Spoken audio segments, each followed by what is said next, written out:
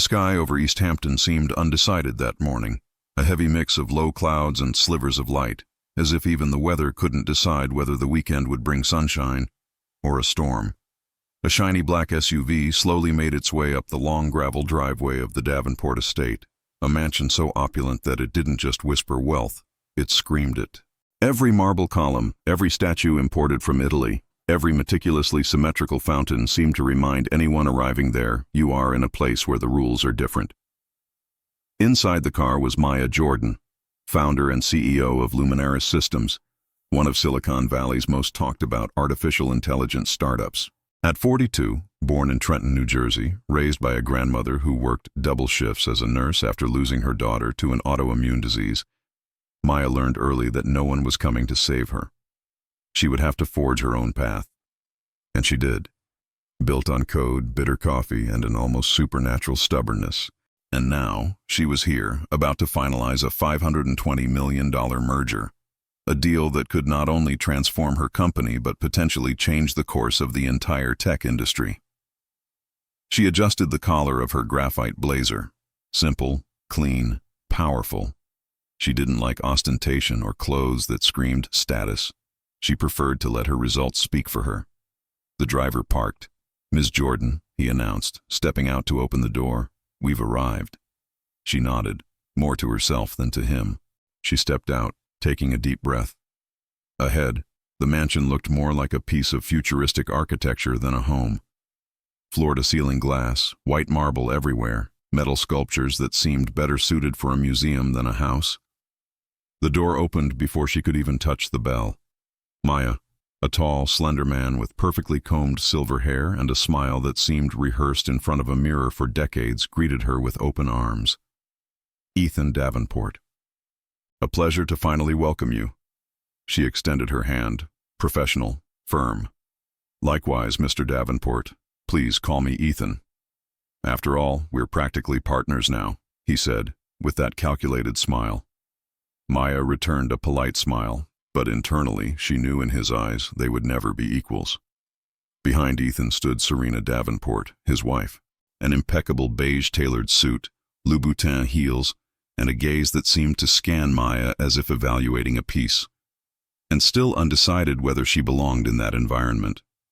Serena's smile was flawless, polite, but there was something behind it, something cold, almost mathematical.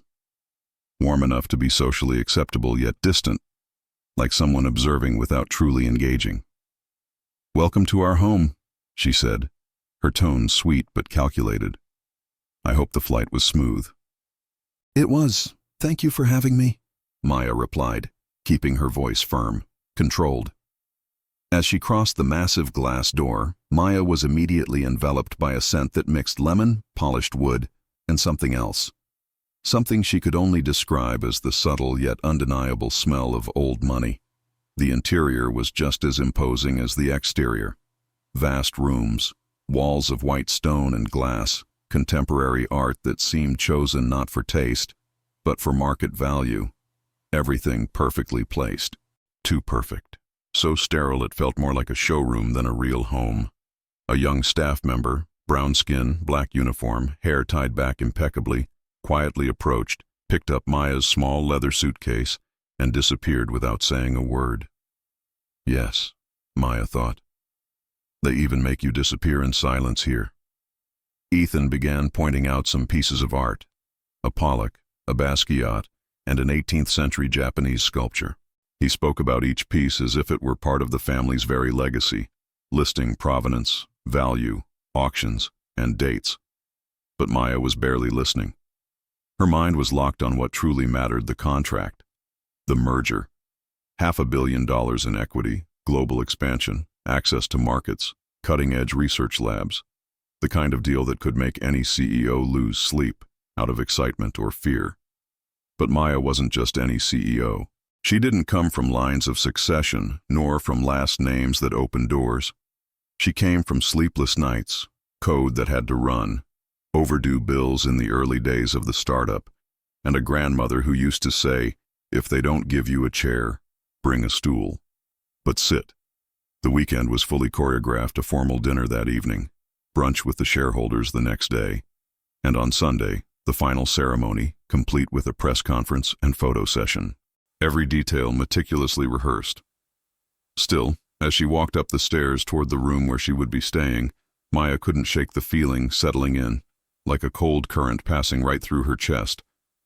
It wasn't fear, it wasn't intimidation, it was awareness. She was, in all likelihood, the only black woman in that house. Maybe the only one for the entire weekend. "I'll show you to your room," said Serena, wearing that rehearsed smile, pointing toward the east wing of the mansion. "We've prepared a suite in the quietest part of the house." Maya frowned slightly. "I thought the other guests were staying in the west wing." Serena kept smiling, but her eyes hardened ever so slightly. "Yes, that's true, but we figured you might appreciate a bit more privacy." For a moment Maya held Serena's gaze, a second longer than what would be considered socially comfortable, but she said nothing. She simply nodded with that kind of silence that speaks louder than any word. The room was spacious, minimalist, practically devoid of personality. Glass walls with a view of the gray ocean, straight-lined furniture in shades of beige and white. Nothing personal, no photos, no books, no trace that anyone had ever cried, laughed, or simply lived there. She tossed her suitcase onto the bed and sat down. The silence felt heavier than the sound of the wind hitting the glass. She had been in places like this before. Boardrooms in Manhattan, corporate lounges in Dubai, private clubs in San Francisco, where even the silence had rules, and where you were only welcome on their terms. A knock on the door broke the weight of the silence. Maya took a deep breath. "Come in," she replied. It was Caleb, the family's assistant. Young, white, tense, dressed in a navy blue suit that looked borrowed. "Miss Jordan," he began without meeting her eyes, "dinner will be at 7 sharp. It's formal. The family would like to introduce you to some board members and close friends before the official announcement on Sunday." "Perfect," she replied dryly.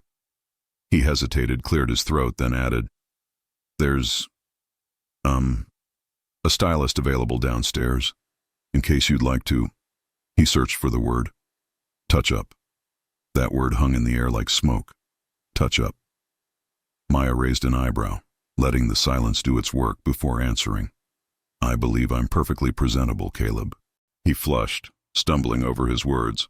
Of course, and disappeared down the hallway as quickly as he'd appeared. Maya stood up and walked over to the mirror. She looked at herself. Tailored black trousers, white silk blouse, natural hair pulled back into a low bun, small, discreet gold earrings. Nothing out of place. Everything absolutely intentional, but not for them, for her. As Maya walked downstairs, she noticed the house had already changed. The sterile silence from before was now replaced by a kind of energy vibrating just beneath the surface. The clinking of crystal glasses, the hushed murmur of restrained conversations, the subtle rustle of expensive fabrics. Elegantly dressed waiters walked by with trays of champagne, while a string quartet played something soft, not out of love for music but as part of the scenery. As she crossed the hallway, a tall man stepped out of one of the rooms, adjusting his blazer over a shirt with 2 buttons undone, making it clear that rules didn't apply to him. Hair slicked back, designer sneakers instead of formal shoes. The kind of man who wore loafers without socks, and still inherited positions. He looked Maya up and down, not rudely, but as someone assessing an interesting artifact. Then he nodded. "Good evening," he said, with an accent soaked in the kind of money that spans generations. "Good evening," Maya replied, curtly.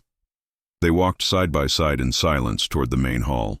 The hall was massive, ceilings nearly 5 meters high, glass walls overlooking the ocean, illuminated by hundreds of suspended candles. A gleaming mahogany table dominated the center, set for at least 20 people, with silver cutlery, crystal glassware, and floral arrangements that looked more like sculptures than decorations. At the head of the table, Ethan Davenport was already seated, holding a glass of whiskey as if he were holding his very legacy. By the fireplace, Serena smiled gracefully at an older couple with silver hair and navy blue blazers, all laughing at something Maya neither understood nor cared to. Her eyes scanned the table quickly. No place cards. Of course. Ethan noticed her and stood with that calculated smile. Our guest of honor, he announced, arms wide open. Ladies and gentlemen, this is the brilliant Maya Jordan, founder, visionary, and perhaps the future of technology. A polite round of applause followed. Some smiles. Others offered only formal, almost mechanical nods. Serena appeared beside her, gliding like a perfumed shadow. Come, dear, let's find a good spot for you. But instead of leading her to the head of the table, where business truly happened, Serena guided her toward the middle. It wasn't the worst seat, but it was far from the ones that mattered. Maya sat down, and in an instant, she understood everything. It took her no more than a few seconds to decipher the invisible map of that table. At the head, Ethan, smiling, surrounded by men in perfectly tailored suits, loud laughter, whiskey glasses in hand. To his right and left, the Davenport children, already deep in lively conversations with other heirs of hedge funds and paper startups. The wives, all impeccable in their silk dresses, circled the highest ends of the table like chess pieces, laughing on cue, smiling on cue. The pattern was clear. Those who make decisions sat at the head. Those who observe sat in the middle. A waiter approached, poured wine into her glass without saying a word. Maya didn't touch it. Across the table, a man in his early 30s leaned toward her, hair carefully slicked back, the smile of someone who's never had to hear the word no. So, he began, looking her up and down, holding his wine glass the same way he held his own ego. You're the brain Ethan brought in.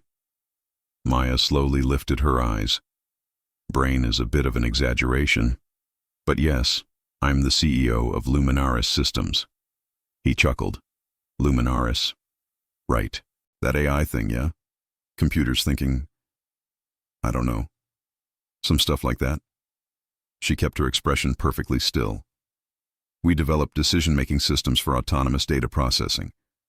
Defense, healthcare, financial sectors. He blinked, visibly disconnected. A woman seated beside him let out a soft laugh and added, We kind of thought you worked in media, you know? You have a presence. Maya inhaled, letting the comment linger in the air, as if weighing its substance, then replied dryly, with a smile as cold as it was sharp, I'm sure you meant that as a compliment. Of course, she answered quickly, averting her eyes, pretending not to notice what was implied in Maya's response, but Maya already knew. She could already feel it. That night wasn't about business. It was about reminding her, politely, subtly, and perfectly polished, exactly where they believed she belonged. Dishes clinked, glasses touched. And from the head of the table came Ethan's deep laughter, telling stories of acquisitions, oil deals, private jets, and casinos in Monaco, as if he were sharing the secrets of the universe. Secrets that, in their eyes, were never meant for someone like her. So, Maya, an older woman called from across the table, squinting as if trying to decipher something invisible in her face. Where did you do your schooling again? Maya took a deep breath. Stanford. The woman raised her eyebrows, slightly surprised. Oh, how wonderful. How lovely for you. Maya smiled, brief. Thank you. Before she could return to the calculated silence she had been practicing throughout the entire dinner, another man, square-faced, loosened tie, half-full glass, leaned toward her. You know, he started, swirling his wine. I told Ethan I thought it was genius, adding a bit of color to the portfolio. Modern, very forward-thinking. She stared at him directly, without blinking. We are not paint samples, and Luminaris is not a diversity hire. He laughed, as if he hadn't heard, or maybe as if he didn't want to hear.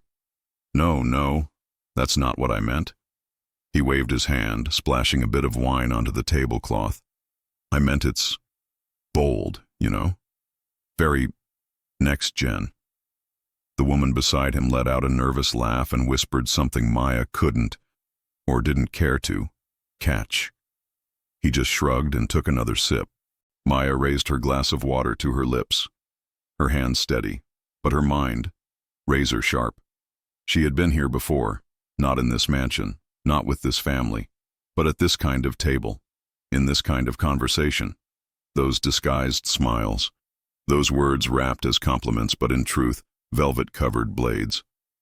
Across the room, she spotted Julian Davenport, the middle son, surrounded by two hedge fund investors, laughing loudly, shirt with the top 3 buttons undone, the kind of man who made it a point to show that rules were meant for others, never for him. He noticed her looking, winked, smiled. Maya looked away, feeling that familiar chill climb her spine. And then, with the clink of a glass against a dessert fork, Serena's voice sliced through the room. Attention, everyone. The room fell silent. What was about to come would make it crystal clear who, in this space, truly belonged at the table, and who was merely there as decoration. Serena stood, holding a champagne glass, wearing that smile sharpened by decades of practice, elegant, diplomatic, and impenetrable. "We want to thank everyone for being here on this very special night," she began, her voice sweet but loaded with a kind of authority that didn't ask permission. "This weekend is about more than business. It's about celebration, about the alignment of minds and missions." She paused, perfectly calculated, looking directly at Maya. Luminaris, under the extraordinary leadership of Miss Maya Jordan, has been revolutionizing the way we think about technology. Polite applause. Some heads nodded. Others simply held their glasses, watching. It is rare to find innovation with so much. She searched for the word, soul. Maya's journey is a story of resilience, of intelligence, and above all, of courage. The word hung in the air like a weight. Courage, as if Maya had survived a shipwreck and not built a billion-dollar company. Maya's jaw tightened, but she kept her expression composed, her smile unshaken. Serena raised her glass. "To the bold futures, to the bold futures." The guests echoed, toasting. Maya raised her glass too, but didn't drink. She had barely set the glass down when Julian slid into the empty chair beside her, uninvited, unbothered, bringing with him the mixed scent of expensive wine and pure arrogance. "Maya, right?" he said, refilling his own glass, smiling like someone already amused by a joke he hadn't told yet. "I've heard a lot about you. Big brain, big company, big leap." "That's me," she replied, eyes fixed on her plate, not on his face. He leaned in closer, lowering his voice like someone about to share a dirty little secret. "Between us, Dad thinks you're impressive, but—" He paused, glancing around as if making sure no one was listening, while clearly wanting to be heard. "There's still a bit of concern about that temperament thing." Maya slowly turned her head toward him, locking eyes. "Temperament? Yeah, you know. People like you. Passionate, intense, but sometimes passion turns into— what's the word?" He snapped his fingers, pretending to search for it. "Volatility." He grinned wide, like it was some inside joke between old friends. "And let's be honest, Maya, a $500 million handshake needs stability, right?" She stared at him, perfectly still, then said, her voice sharper than anything he'd ever heard in his life, "Answer me something, Julian.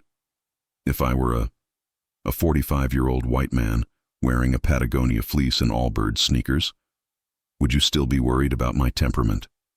Maya fired back, staring straight into his eyes, unblinking. For a moment, Julian seemed to have no answer. He blinked, leaned back half an inch, then tried to laugh, a shaky, uncomfortable laugh. "Ah, don't do that. Don't take it there." He waved his hand in the air like swatting away a fly. "I'm just being honest, you know. No filters." He shifted in his seat, uncomfortable, then added, completely unaware that he was digging his own hole even deeper. "Look, no need to be so sensitive. I'm just saying what probably the board is thinking." Maya didn't respond. She didn't raise her voice. She didn't make a scene. She simply stood up, saying nothing but, "Excuse me." She walked away, her steps firm, precise, echoing across the marble floor, ignoring the stares, ignoring the whispers, ignoring the raised eyebrows. Because here's the truth about silence. It doesn't mean defeat. Sometimes it simply means you've decided you're done entertaining nonsense. She stepped into the hallway, opened the door to the guest bathroom, a sterile space made of steel, glass, and marble, so pristine it looked more like a set piece than a real room. She locked the door and exhaled. It wasn't a sigh. It was simply air leaving her lungs, as if her body refused to carry the weight of one more forced smile. She didn't cry, not because she didn't want to, but because she couldn't. She looked at herself in the mirror, jaw clenched, gaze unshakable, hair pulled back, every strand perfectly in place, like armor.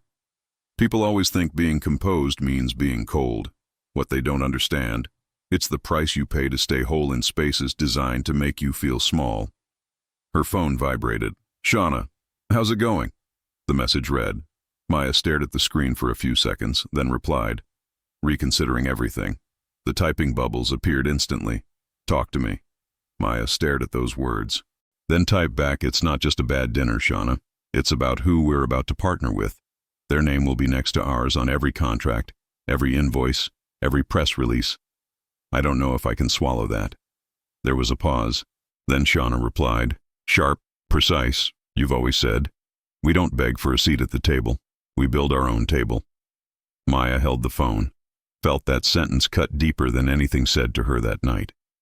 She stared at the screen for long seconds, as if those words shone brighter than any chandelier in that house. We don't beg for a seat at the table. We build our own table. She took a deep breath, straightened herself, and in that instant, she knew exactly what she needed to do. But before she could unlock the door, a soft knock echoed. "Maya?"